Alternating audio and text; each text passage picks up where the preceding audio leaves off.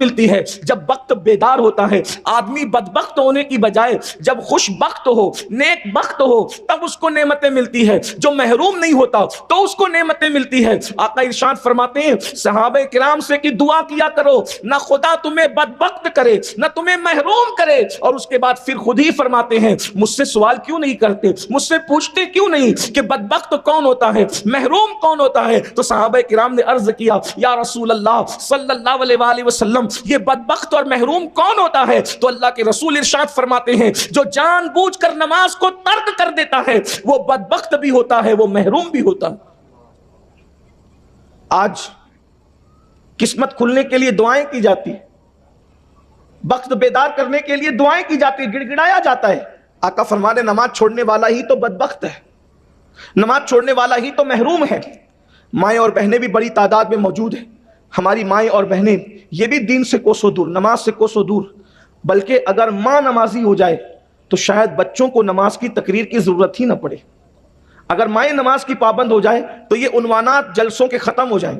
جب ماں نمازی ہوگی تو کسی بچے کے لیے نماز پر تقریر کرنے کی ضرورت ہی نہیں پڑے گی. پہلی بات تو مسلمانوں کے جلسے میں یہ عنوان کہ نماز پڑھو، یہ بھی حیرت کی بات ہے، اس لیے کہ جو مسلمان ہوگا وہ نمازی ہوگا. بھائی کچھ نہ کچھ کسی نہ کسی قوم کا ممبر بننے کے لیے کوئی نہ کوئی تو شرط ہوتی ہے. مجھے حیرت ہے کہ آدمی اگر کوئی چھوٹی سی کلب، چھوٹی سی تنظیم، چھوٹی سی تحریک کا بھی حصہ بنے تو اس کے لیے بھی تو کوئی شرط ہوتی ہے. لیکن یہ قوم کو ہو کیا گیا ہے کہ مسلمان ہونے کے لیے ان کے لیے کچھ بھی ضروری نہیں ہے. جمعہ پڑھو نہ پڑھو مسلمان رہیں گے، داڑھی رکھو نہ رکھو مسلمان رہیں گے، حلال کھاؤ حرام کھاؤ مسلمان رہیں گے، جھوٹ بولو نہ بولو، سچ بولو جھوٹ بولو، جو چاہے کرنا ہے کرو مسلمان رہیں گے. عورتوں پر پاپ کی نظریں ڈالو یا نیچی نظریں رکھو مسلمان رہیں گے، جو چاہو کر لو مسلمان رہیں گے. مسلمانیت کسی طرح سے آپ کی ختم نہیں ہوگی. یہ حال ہے. آپ غور فرمائیں، کم سے کم اتنا تو سوچ لیا ہوتا کہ انسان کوئی چھوٹے موٹے ادارے سے جڑتا ہے اس کے لیے بھی کچھ شرائط ہوتی ہے کہ یہ کرو گے تو ہی ہمارے ادارے سے جڑو گے. آپ کو کیا کبھی احساس نہیں ہوتا آخر ہم نے اسلام پر کتنا عمل کیا اور کیا عمل کیا، اور ہم نے کلمے کے تقاضے کو کتنا پورا کیا؟ کیا اللہ کے رسول صلی اللہ علیہ وآلہ وسلم کا یہ فرمان ہمارے کانوں سے نہیں ٹکرایا؟ من ترک الصلاۃ متعمدا فقد کفر، کہ جس نے جان بوجھ کے نماز چھوڑ دیا وہ کفر کی حد تک پہنچ گیا. اللہ کے رسول صلی اللہ علیہ وآلہ وسلم فرمانے جس نے نماز جان بوجھ کے چھوڑ دیا اس نے کافروں جیسا کام کیا، کفر کی حد تک وہ پہنچ گیا. حنفی ہونے کے اعتبار سے ہم بے نمازی کو ڈائریکٹ کافر تو نہیں کہتے اور نہ ہی ہم کہہ سکتے ہیں، لیکن اللہ کے بندوں کبھی سوچا جو نماز میں غفلت کرتے ہیں؟ بزرگوں نے فرمایا جب وہ مریں گے تو قریب المرگ ڈر لگتا ہے کہ اللہ ان کا ایمان چھین لے گا. اور ایک وقت کی نماز کے لیے صرف 10 منٹ کا ٹائم لگتا ہے، 10 منٹ سے زیادہ کا ٹائم نہیں لگتا نماز کے لیے. اگر ہم 5 نمازوں کا ٹائم نکال لیں تو 24 گھنٹے میں سے کچھ کل 50 منٹ ہے جس میں ہم نے اللہ کی بارگاہ میں حاضر ہونا ہے. اور فائدے کتنے فائدے! اللہ اکبر.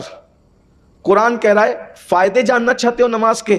قد افلح من تزکا وذکر اسم ربہ فصلی، وہ لوگ کامیاب ہو گئے جنہوں نے اپنے من کو پاک کیا، اللہ کا ذکر کیا اور نمازی بن گئے. یعنی دنیا کی بھی کامیابی ہے، آخرت کی بھی کامیابی ہے. اور بڑی بات یہ تو کامیابی تو ہے ہی ہے. آج گناہ سے ہر انسان چھٹکارا چاہتا ہے. قرآن کہتا ہے ان الصلاۃ تنہی عن الفحشاء والمنکر، کہ بے شک نماز ہر برائی اور بے حیائی سے روک لیتی. اور اگر نماز نہ پڑھو تو اللہ کے رسول صلی اللہ علیہ وآلہ وسلم ارشاد فرماتے ہیں جو نماز چھوڑ دے، اس روایت پر تھوڑی توجہ کریں. آپ ویسے تو آپ بہت توجہ سے سن رہے ہیں ماشاءاللہ، اللہ آپ کو جزائے خیر دے، لیکن اس پر تھوڑا غور کر لیں. اللہ کے رسول صلی اللہ علیہ وآلہ وسلم فرماتے ہیں جس نے جان بوجھ کر نماز چھوڑ دیا اللہ اس کو اپنی امان سے باہر کر دیتا ہے. یعنی اب اس کے ساتھ اللہ کی پناہ، اللہ کی امان کی چادر اس کے سر پہ نہ رہے گی. اللہ رب العزت نے اپنی امان سے اس کو باہر کر دیا. یعنی اللہ پاک کتنا ناراض ہے بے نمازی سے کہ اللہ اپنی امان کی چادر اس سے ہٹا لیتا ہے. اللہ اپنا دست قدرت جو امان کا اس سے ہٹا لیتا ہے، اس کو اللہ کی امان. اللہ اکبر. اور پھر صرف یہی بات تو بہت بڑی ہے کہ وہ خدا کی امان سے باہر ہو گیا، لیکن اب دوسری بات بھی سن لیں، بے نمازی کا ٹھکانہ کہاں ہے؟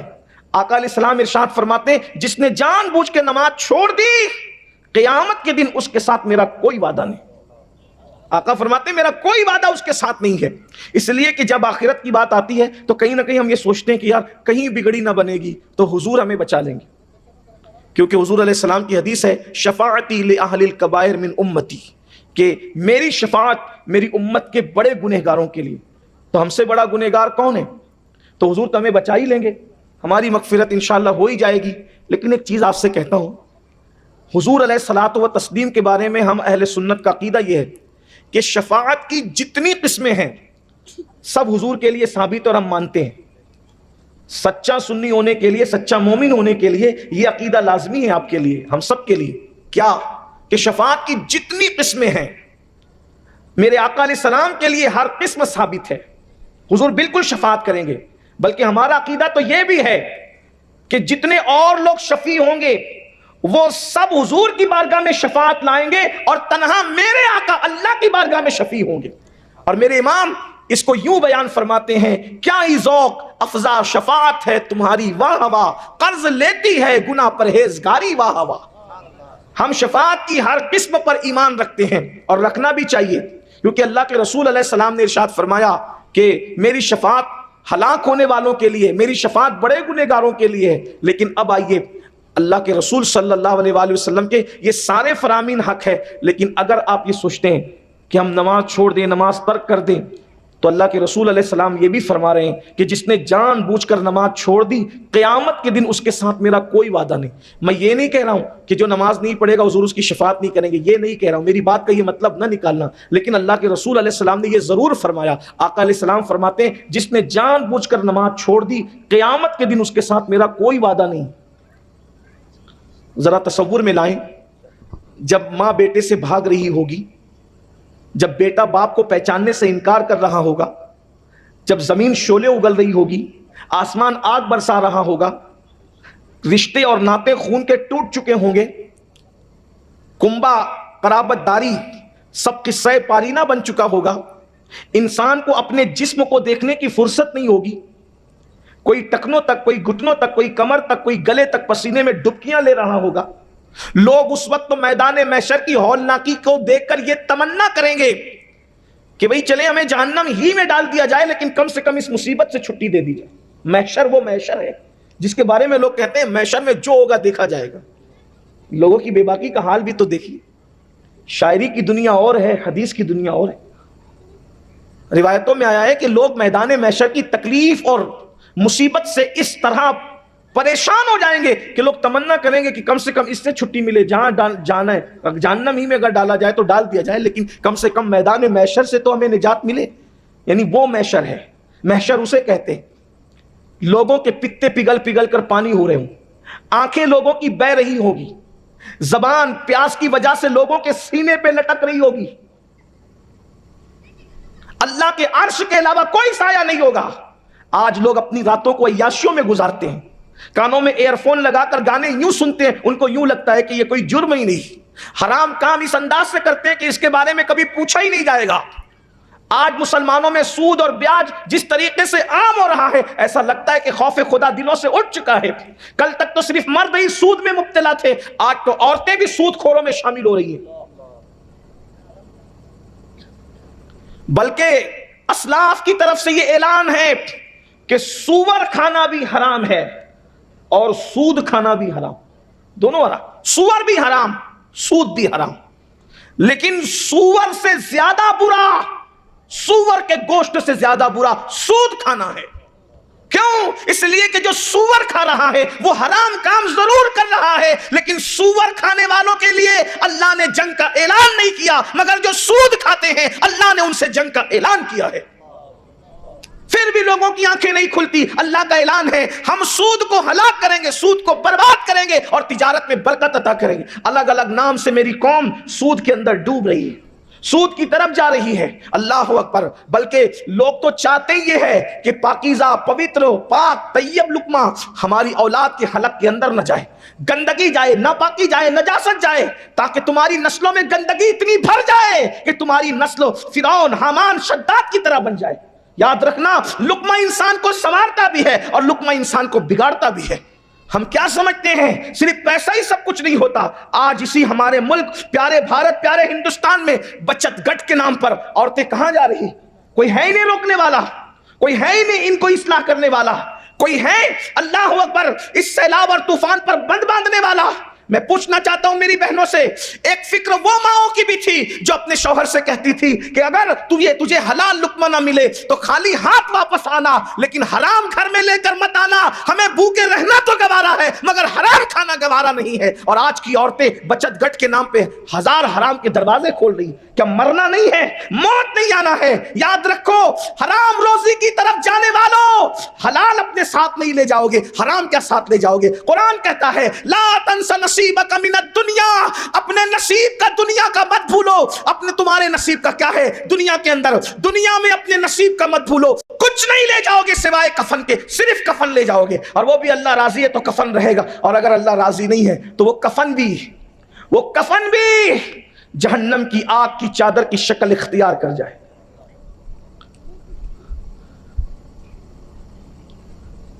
قبر کے متعلق کسی نے پوچھا اللہ کے رسول صلی اللہ علیہ وآلہ وسلم سے کہ یا رسول اللہ صلی اللہ علیہ وآلہ وسلم, آپ اپنی چچی فاطمہ بنت اسد کی قبر میں لیٹ گئے. حالانکہ اس سے پہلے ہم نے کسی کی قبر میں آپ کو لیٹتے نہیں دیکھا. آپ اپنی چچی حضرت مولا کائنات کی امی جان سیدہ فاطمہ بنت اسد سے حضور بہت محبت کرتے تھے. کہتے تھے کہ یہ میری چچی نہیں بلکہ یہ میری ماں ہے. آقا نے ان سے بہت پیار کیا, اور جب آپ کا وصال ہوا تو اللہ کے رسول علیہ السلام ان کی قبر میں لیٹ گئے. تو کسی نے پوچھا آقا آپ اپنی چچی جو آپ کی امی ہے آپ ان کی قبر میں لیٹ گئے؟ فرمایا ہاں, تاکہ میری یہ ماں قبر کے فتنے سے بچ جائے. توجہ کریں, آپ تھوڑی سی آپ کی توجہ چاہتا ہوں, بہت اہم بات. فرمایا تاکہ یہ میری ماں, کون ماں؟ جس کو رسول اللہ اپنی ماں کہیں, جو مولا علی جیسے کی ماں ہو, سید السادات کی امی جان ہو, جو حضرت جعفر طیار کی امی جان ہو. غور فرمائیں, جو جنت میں فرشتوں کے ساتھ اڑنے والے جعفر طیار ان کی امی, رسول اللہ کہیں میری امی, مولا کائنات کی امی. غور فرمائیں, اور آقا کیا فرما رہے, میں قبر میں ان کے اس لیے لیٹ گیا تاکہ میری اس امی کو قبر کے فتنے سے نجات ملے. تو پھر کسی پوچھنے والے نے پوچھا حضور ان کو بھی قبر کے فتنے سے نجات نہیں, ان کو بھی قبر کے فتنے سے نجات نہیں؟ تو اللہ کے رسول نے فرمایا میرے بیٹے ابراہیم کے بارے میں بھی میں یہ بات نہیں کہتا. غور فرمائیں, آپ غور کریں, جبکہ سرکار ابراہیم دودھ پینے کی عمر میں دنیا سے تشریف لے گئے. یہ تعلیم امت کے لیے تھا, یہ امت کی تعلیم کے لیے تھا. سوچو, حرام دھندے کرنے والوں اور جنت کے خواب دیکھنے والوں, مسجدوں کو ویران کرنے والوں, جنت کے خواب دیکھنے والوں, راتوں کو زنا شراب جوے اس میں ڈوب کر کے پھر جنت کے خواب دیکھنے والوں. اللہ کے رسول علیہ السلام تعلیم امت کے لیے فرما رہے. شروع صدور اٹھا کر کے دیکھو, اس میں یہ روایت موجود ہے. الفاظ کا انتخاب کوئی دوسرا ہو سکتا ہے, مفہوم یہی ہے کہ فتنہ قبر کے بارے میں آقا نے امت کو تعلیم دیتے ہوئے ارشاد فرمایا کہ میں اپنے بیٹے ابراہیم کے بارے میں بھی یہ بات نہیں کرتا. حالانکہ واللہ تاللہ باللہ ہم سنیوں کا عقیدہ یہ ہے کہ حضور علیہ الصلوۃ والتسلیم سے جس چیز کو بھی نسبت ہو جائے خدا اس نسبت کی لاج رکھ لیتا ہے. یہ تو خون مصطفیٰ جان رحمت ہے, یہ تو نسب مصطفیٰ جان رحمت ہے. اور اللہ کے رسول صلی اللہ علیہ وسلم نے خود فرمایا کہ سارے نسب منقطع ہو جائیں گے سوائے میرے نسب کے. کسی کا نہ حسب کام آئے گا نہ نسب کام آئے گا, لیکن مصطفیٰ جان رحمت کا نسب قیامت میں بھی کام آئے گا. پھر بھی اللہ کے رسول صلی اللہ علیہ وآلہ وسلم تعلیم امت کی آنکھیں کھل تو جائے, لیکن اللہ اکبر اتنے جرائم کرنے کے بعد بھی ہمارا کیا حال ہے. ہم جنت, یاد رکھیے گا جنت اتنی سستی نہیں ہے جتنا ہم نے بتا دیا اس کو. تو میں بات یہ عرض کر رہا تھا کہ محشر یہ ہے, اسے محشر کہتے ہیں. اب سوچو اس محشر میں سب کو تمنا ہے حضور کی بارگاہ کی حاضری کہ حضور کا قرب مل جائے بگڑی بن جائے, آقا کا قرب مل جائے بگڑی بن جائے. اور سوچو ذرا, تصور میں لاؤ, دھیان میں لاؤ کہ وہ محشر میں حضور کی بارگاہ میں حضور کے پاس حاضری کا موقع مل گیا اور عرضی لگائی یا رسول اللہ میری تو میں نے بنی بگاڑ دی, میرا تو سب کچھ بگڑ گیا, میں برباد ہو گیا, ہلاک ہو گیا, تباہ ہو گیا, دنیا میں کچھ نہیں کر سکا. یا رسول اللہ آپ شفاعت فرما دیں. جانا تو سب کو وہیں ہے, اسی بارگاہ میں جانا ہے. مسلم شریف کی حدیث بہت طویل ہے, ساری کائنات حضور کی بارگاہ میں جائے گی, سب حضور کی بارگاہ میں جا کر کے التجا کریں گے حضور شفاعت کرا دیں. بلکہ ایک حدیث تو یہاں تک ہے کہ ابراہیم خلیل اللہ کو بھی اگر حاجت اس دن کسی کی ہوگی تو محمد الرسول اللہ کی حاجت ہو. اس حدیث کی ترجمانی میرے امام نے یوں کی ہے کہ وہ جہنم میں گیا جو ان سے مستغنی ہوا ہے خلیل اللہ کو حاجت رسول اللہ کی، ہے خلیل اللہ کو حاجت رسول اللہ۔ میرے آقا صلی اللہ علیہ وآلہ وسلم کے دیوانوں ذرا سوچو، اس وقت حضور کی بارگاہ میں حاضری دی، عرض کی آقا ہماری شفاعت کر دے، اور اللہ نہ کرے، ہزار بار نہ کرے، صرف تصور میں لاؤ، حضور نے یہ کہہ دیا کیا تو نے میرا فرمان نہ سنا تھا کہ جس نے جان بوجھ کر نماز چھوڑ دی قیامت کے دن اس کے ساتھ میرا کوئی وعدہ نہیں۔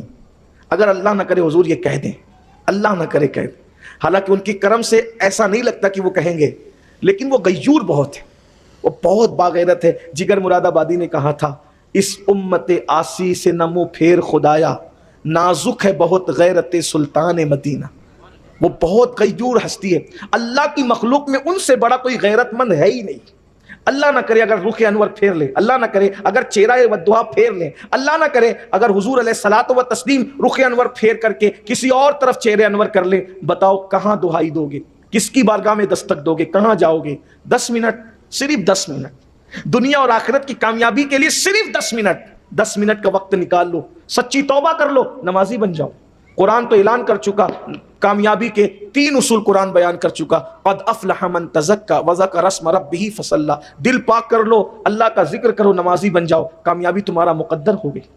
تو بستی کے برباد ہونے کی پہلی وجہ، جب نمازیں ضائع کی جائے گی تو بستی برباد ہوگی۔ دوسری وجہ خواجہ عثمان ہروانی فرماتے ہیں رضی اللہ تبارک و تعالیٰ عنہ، ارشاد فرماتے ہیں جب مرد سے بدفعلی کرنے لگے گا تو بستی اس وقت برباد ہو۔ یہ جو گندی فلمیں بہت زیادہ عام کی جا رہی ہے، اس کو دیکھنے کی وجہ سے بہت سارے چھوٹی عمر کے بچے ان ساری بلاؤں اور وباؤں کے اندر گرفتار ہو رہے ہیں، بلکہ لوگوں کو معاذ اللہ زنا سے زیادہ آسان یہ کام لگتا ہے۔ حالانکہ اللہ کے رسول صلی اللہ علیہ وآلہ وسلم نے زنا کے بارے میں تو بہت عذاب بیان فرمایا، لیکن اس کے بارے میں بھی بہت عذاب بیان فرمایا، بہت بڑے بڑے عذاب کی وعید سنائی، بلکہ یہاں تک فرمایا گیا کہ جانور بھی کسی نر جانور سے جفتی نہیں کرتا، یعنی مرد جانور سمجھانے کے لیے، نر مطلب مرد جانور سے تعلقات قائم نہیں کرتا، جنسی تعلقات قائم نہیں کرتا۔ وہ مرد جانور وہ مادہ سے ہی اپنی خواہش پوری کرے گا۔ جانوروں میں صرف ایک جانور ہے جس کو خنزیر اور سور کہتے ہیں، سور یہ کام کرتا ہے، جانوروں میں بھی سور یہ کام کرتا ہے۔ اسی لیے بزرگوں نے اور صوفیاء نے لکھا کہ یہ بدفعلی، مردوں کے ساتھ بدفعلی کرنے والا مرد جب اپنی قبر میں جائے گا تو وہ سور کی شکل اختیار کر جائے، اور یہ بلا بڑھتی جا رہی۔ کچھ لوگ یہ بھی کہتے ہیں کہ علماء یہ عنوانات کیوں بولتے ہیں مائک پر، کیا ان کو بولتے ہوئے شرم نہیں آتی اس طرح کی بات؟ میں کہتا ہوں کہ جس قوم کو یہ گندے جرائم کرتے ہوئے شرم نہ آتی ہو تو اس وقت تو علماء پر فرض ہو جاتا ہے کہ ایسی بے شرم قوم کو شرم دلانے کے لیے اس گناہ کے عذاب کو کھول کھول کر بیان کیا جائے۔ اس لیے کہ جب قوم اتنی بے شرم ہو جائے کہ وہ اتنے گندے کام کرنے لگے تو پھر ان کو عذاب سے نہ ڈرائیں گے تو پھر کیا کریں؟ آپ غور تو کریں، اس بلا کے اندر 16-15 سال کے جوان سے لے کر کے 80 سال تک کا بڈھا بھی گرفتار نظر آ رہا ہے، اللہ ماشاءاللہ، اللہ جس کو بچا لے۔ یہ سب گندگی، فلموں کی گندگی کی نحوست ہے۔ کیا عرب کیا عجم، معلومات نے یہ گناہ تیزی سے بڑھتا جا رہا ہے۔ اور خواجہ عثمان ہروانی نے اپنے دور میں تقریباً آج سے 900 سال پہلے حدیث پاک کے حوالے سے فرمایا کہ تباہ ہوں گے ممالک، تباہ ہوں گے ممالک، برباد ہوں گے۔ اور یہ بات بھی آپ سن لیں، اللہ کرے کہ جو اس برائی میں مبتلا ہے خدا ان کانوں تک یہ آواز پہنچا دے۔ اللہ کے رسول صلی اللہ علیہ وآلہ وسلم فرماتے ہیں جب مرد کسی مرد کے ساتھ بدفعلی کی طرف بڑھتا ہے تو اللہ کا عرش کانپ جاتا ہے اور قریب ہوتا ہے کہ آسمان ٹوٹ کر لوگوں پر گر جائے، اسی وقت دنیا ختم ہو جائے۔ یعنی جب کوئی صرف ایک بندہ بھی کسی مرد کے ساتھ بدکاری کی طرف بڑھتا ہے تو آسمان ٹوٹ کر زمین کی طرف آنا چاہتا ہے، اس وقت اللہ کے معصوم فرشتے عرش کے کنارے کو پکڑ کر قل ہو اللہ شریف کی تلاوت کرنے لگتے ہیں، اور وہ قل ہو اللہ شریف کی تلاوت جو وہ فرشتے کرتے ہیں تو اس کی وجہ سے اللہ کا غضب ٹھنڈا ہو جاتا ہے۔ قل ہو اللہ شریف کی تلاوت کی برکت ہے کہ وہ آسمان ٹوٹ کر لوگوں پہ گرتا نہیں، اگر وہ یہ نہ کرے تو آسمان ٹوٹ کر لوگوں پر گر جائے، لوگ برباد ہو جائیں۔ ایک حدیث پاک میں اللہ کے رسول علیہ السلام نے ارشاد فرمایا کہ کچھ فرشتے ایسے ہیں جن کو اللہ نے پرندوں کی شکل پر پیدا فرمایا. فرشتوں کی مختلف شکلیں بھی ہیں, تو کچھ فرشتے ایسے ہیں جن کی شکلیں پرندوں کی طرح ہے اور وہ چونچ والے ہیں, چونچ نما ان کی شکل ہے. جیسے ہی بدکاری کرنے والے جو مردوں کے ساتھ بدکاریاں کرتے ہیں ان کو قبر میں رکھا جاتا ہے, ایک رات بھی ان کی قبر پر ان کو نہیں گزرتی کہ وہ فرشتے اپنی چونچ میں لے کر کے ان کو ان کی قبر سے نکال کر اٹھا کے لے جاتے ہیں اور جہاں قوم لوط پر عذاب آیا تھا وہاں لے جا کر ان کو پھینک دیتے ہیں. کرناٹک میں مرے, مہاراشٹر میں مرے, آندھرا میں مرے, کدھر بھی مرے, عرب میں مرے, عجم میں مرے, اگر وہ مردوں کے ساتھ غلط کام کرتا تھا, بدفعلی کرتا تھا, اپنی خواہشات کی تکمیل کرتا تھا, تو وہ ایک رات بھی اپنی قبر میں نہیں رہے گا, اس کو اٹھا کر قوم لوط سے ملا دیا جائے جہاں ہردم لعنت برس رہی, اور وہ قیامت کے دن انہی کے ساتھ اٹھے گا, انہی کے ساتھ اس کا حشر بھی ہوگا. اللہ کی بارگاہ میں توبہ کریں وہ نوجوان, وہ لوگ جو اس بلا میں گرفتار ہیں. ایک وضاحت یہ بھی کی جائے کہ لوگ سمجھتے کہ وہ جو آخری درجہ بدکاری کا ہے نا مردوں کے ساتھ وہی بدکاری ہے, بلکہ بزرگوں نے بہت وضاحت سے اپنی کتابوں میں لکھا کہ جو صرف مصافحہ اور معانقہ بھی گندی نیت سے کرتے ہیں وہ بھی انہی لوگوں میں سے. اسی پر بس نہیں فرمایا اگر وہ نظر سے بھی کسی کو گندی نیت سے دیکھتے ہیں تو وہ بھی انہی لوگوں میں سے. گندی نظر سے دیکھنا بھی. ایک بزرگ فرماتے ہیں میں حافظ قرآن تھا اور امام حسن بصری کی بارگاہ میں بیٹھا ہوا تھا, ایسے میں نے ایک نوجوان خوبصورت آیا, اس کو بد نظری سے دیکھا, غلط نظر سے, پاپ کی نظر سے دیکھا. امام حسن بصری نے کہا تو نے یہ کیا کیا, تیرے اس بد نگاہی کا وبال تجھے آ کر کے رہے گا. کہا میں انتظار کرتا رہا کہ آپ نے فرما دیا لیکن کچھ ہوا نہیں. 14 سال کے بعد میں حافظ قرآن تھا, 14 سال کے بعد پورا قرآن میں بھول گیا, صرف دیکھنے کی وجہ, بدنگاہی کی وجہ سے. مرد کو پاپ کی نظر سے دیکھے, حافظ قرآن تھا, اللہ نے اس کو قرآن بھلا دیا. یہ صرف دیکھنے کا وبال ہے. تو پھر ہاتھ سے ٹکرائیں اور پھر اس کے بعد جو آخری کے معاملات ہو, اللہ کی پناہ, 1000 بار اللہ کی پناہ, اللہ کی بارگاہ میں امان طلب کرو, اللہ کی پناہ طلب کرو, اس لیے کہ اللہ اگر گناہوں سے بچائے تبھی انسان بچ سکتا ہے. اگر اللہ رب العزت انسان کو اس کے حال پہ چھوڑ دے تو انسان کو گناہ سے کوئی نہیں بچا سکتا. تیسری وجہ بھی سن لیں. پہلی وجہ نمازوں کا ضائع کرنا, دوسری وجہ مردوں کا بدکاری میں مبتلا ہو جانا, تیسری وجہ خواجہ عثمانی ہروانی فرماتے ہیں, اللہ اکبر, فرماتے ہیں جب مرد پاپی ہو جائے, جب مرد پاپی اور مجرم ہو جائیں تو عورتوں کا تقویٰ بستیوں کو برباد ہونے سے بچا لیتا ہے. لیکن تیسری وجہ یہ ہے کہ عورتیں بھی بدی میں مبتلا ہو جائیں گی, عورتیں بھی دین سے دور ہو جائیں گی. جب عورتیں دین سے دور ہو جائے, عورتیں پردہ نہ کرے, عورتیں تقوی میں نہ رہے, عورتیں پرہیزگاری میں نہ رہے, تو سمجھ لو کہ بہت جلد تمہاری بستی پر عذاب آنے والا ہے اور تمہاری بستی بہت جلد برباد ہونے والی ہے. آپ دیکھیں آج نوجوان بچیاں پردہ کرنے میں آر محسوس کرتی ہے, بلکہ پردہ کرنے والوں کو بیکورڈ کہا جاتا ہے, پردہ کرنے والی بچیوں کو تانا دیا جاتا ہے, پرانے خیال کا تانا دیا جاتا ہے. یاد رکھنا ایک بچی اگر اپنی عزت اور آبرو کو محفوظ رکھ سکتی ہے تو وہ پردے کی وجہ سے ہی محفوظ رکھ سکتی ہے. ایک بچی اگر عزت اور وقار کے ساتھ اس وقت روئے زمین پہ جی سکتی ہے تو اللہ کے دین پر عمل کرنے کی بنیاد پر ہی جی سکتی ہے. بچیاں یہ سمجھتی ہے ہم بالوں کو کھول کر میک اپ کر کے شادیوں میں جائیں گے, بازاروں میں جائیں گے, کھلے سر جائیں گے تو لوگ ہمیں دیکھیں گے تو ہمیں رشتے آئیں گے. ہمیشہ یاد رکھنا اچھے رشتے گناہوں کی وجہ سے نہیں آتے, اچھے رشتے تقوی اور پرہیزگاری کی برکت سے آتے ہیں. لوگ کہتے ہیں تقوی کی وجہ سے اچھا رشتہ کیسے آ سکتا ہے, پرہیزگاری کی وجہ سے اچھا رشتہ کیسے آ سکتا ہے. ایک آسان سی مثال پیش کر کے روایت کے ذریعے آپ کو سمجھانے کی کوشش کی جائے گی. آپ غور فرمائیں, بار بار آپ نے سنا, اس تناظر میں اس کو سن لیں کہ تقوی کی برکت سے اچھا رشتہ کیسے آتا ہے, پرہیزگاری کی برکت سے اچھا رشتہ کیسے آتا ہے. آپ نے سنا ہوگا مدینہ منورہ کی سرزمین ہے, اپنے الفاظ کے جامع میں سن لے اس روایت کو. قدسیان فلک درودوں کے گجرے لے کر رات کے آخری پہر میں مدینہ طیبہ کی سرزمین پر نازل ہو رہے ہوں گے. ایسے میں ایک بوڑھی آواز, ایک بوڑھی خاتون کی بوڑھی آواز کانپتی ہوئی لب و لہجے میں کہتی ہے, بیٹی ذرا جلدی سے دودھ میں پانی ملا دے. اسی وقت رات کا سناٹا ایک جوان آواز کی سے جو ہے وہ چھٹتا ہے اور یوں وہ آواز باہر آتی ہے, کیا تمہیں نہیں پتا کہ امیر المومنین نے دودھ میں پانی ملا کر بیچنے سے منع فرمایا ہے. تو پھر بوڑھی آواز اٹھتی ہے, کیا تجھے نہیں معلوم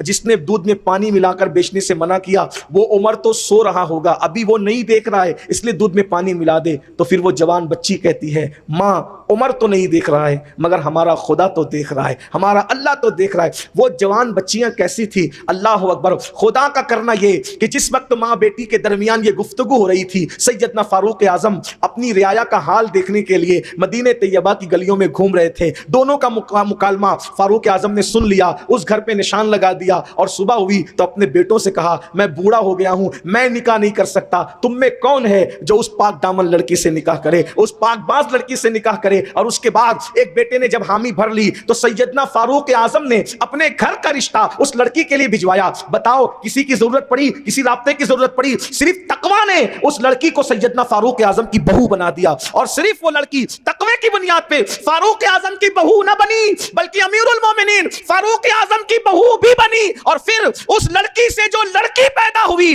وہ لڑکی حضرت عمر ابن عبدالعزیز کی ماں بن گئی, یعنی کہ وہ خاتون جو ہے حضرت عمر ابن عبدالعزیز کی نانی بنی. اللہ اکبر, تقوی نے کتنا بلند کیا. اللہ اللہ. اس لیے میری گزارش ہے میرے آقا صلی اللہ علیہ وآلہ وسلم کی کنیزوں بن سنور کر نکلنا, حسن کی نمائش کرنا, اور رشتوں کے لیے تصویروں کو ایک دوسرے کے ساتھ شیئر کرنا, فیس بک پہ لگانا, واٹس ایپ پر عام کرنا, یہ شریفوں کا انداز نہیں ہے, یہ کنیزان فاطمہ کا انداز نہیں ہے. اللہ اکبر. ہمارے مذہب میں اللہ اللہ جن خواتین کو آئیڈیل کی حیثیت سے جانا اور پہچانا جاتا ہے ان مقدس ہستیوں میں سیدہ کائنات مخدومہ فاطمہ الزہرا کی شان تو یہ ہے کہ آپ کے دوپٹے کو بھی کبھی چاند اور سورج نے نہیں دیکھا. میرے امام کہتے ہیں جس کا آنچل نہ دیکھا مہو مہر نے, جس کا آنچل نہ دیکھا مہو مہر نے, اس ردائے نزاہت پہ لاکھوں سلام. اس لیے اللہ کی خشیت زمین کے اوپر بھی عزت دیتی ہے, زمین کے اندر بھی عزت دیتی ہے. اور یاد رکھنا اللہ رب العزت کا تقوی اختیار کرنا صرف مخلوق میں عزت نہیں دیتا بلکہ خالق کے نزدیک